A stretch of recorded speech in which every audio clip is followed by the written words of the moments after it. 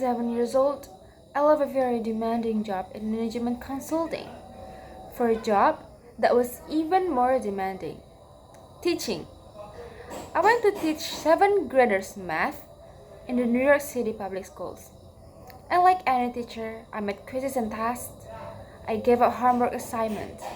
When the work came back, I calculated grades. What struck me was that IQ was not the only difference between my best and my worst students. Some of my strongest performers did not have stratospheric IQ scores. Some of my smarter kids weren't doing so well. And that got me thinking, kind of things you need to learn in 7th grade math, sure, they're hard. Ratios, decimals, the area of a parallelogram. But these concepts are not impossible. And I was firmly convinced that every one of my students could learn the material if they work hard and long enough.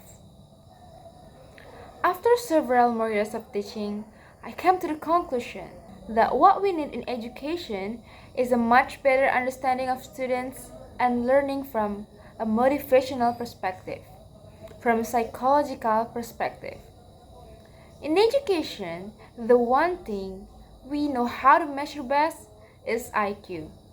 But what if doing well in school and in life depends on much more than your ability to learn quickly and easily?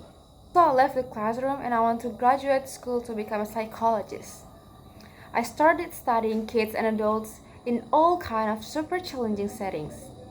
And in every study, my question was, who is successful here and why? My research team and I went to West Point Military Academy.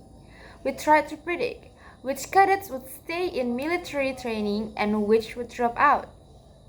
We went to the National Spelling Bee and tried to predict which children would advance further in competition. We started rookie teachers working in really tough neighborhoods, asking, which teacher are still gonna be here and teaching by the end of the school year? And of those, who will the most effective at improving learning outcomes for their students? We partner with private companies asking, which of these salespeople is gonna keep their jobs and who's gonna earn the most money? In all of those are very different contexts, one characteristic emerged as a significant predictor of success, and it wasn't social intelligence. It wasn't good look, physical health, and it wasn't IQ. It was grit. Grit is passion and perseverance for very long-term goals. Grit is having stamina.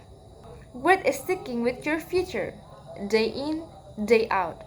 Not just for the week, not just for the month, but 4 years. And working really hard to make that future a reality. Grit is living life like it's a marathon, not a sprint. A few years ago, I started studying grit in the Chicago public schools. I asked thousands of high school juniors to take grit questionnaires and then waited around more than a year to see who would graduate. Turns out that grittier kids were significantly more likely to graduate. Even when I matched them on every characteristic I could measure, things like family income, standardized achievement test scores, even how safe kids felt when they were at school. So it's not just at West Point or the National Spelling Bee that grit matters. It's also in school, especially for kids at risk for dropping out. To me, the most shocking thing about grit is how little we know, how little science know about building it. Every day, parents and teachers ask me, how do I build grit in kids? What do I do to teach kids a solid work ethic? How do I keep them motivated for the long run? The honest answer is, I don't know. What I do know is that talent doesn't make you greedy.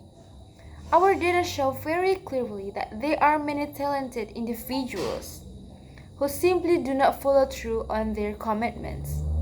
In fact, in our data, grade is usually unrelated or even inversely related to measure of talent. So far, the best idea I've heard about building grade in kids is something called growth mindset. This is an idea developed at Stanford University by Carol Dweck, and it is the belief that the ability to learn is not fixed, that it can change with your effort.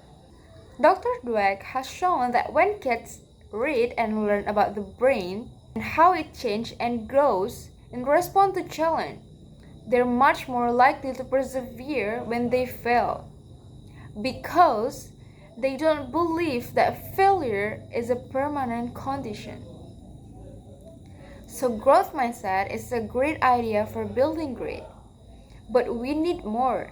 And that's where I'm going to end my remarks because that's where we are. That's the work that stands before us.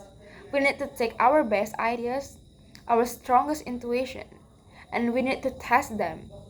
We need to measure whether we've been successful, and we have to be willing to fail, to be wrong, to start over again with lesson learned. In other words, we need to be greedy about getting our kids greedier.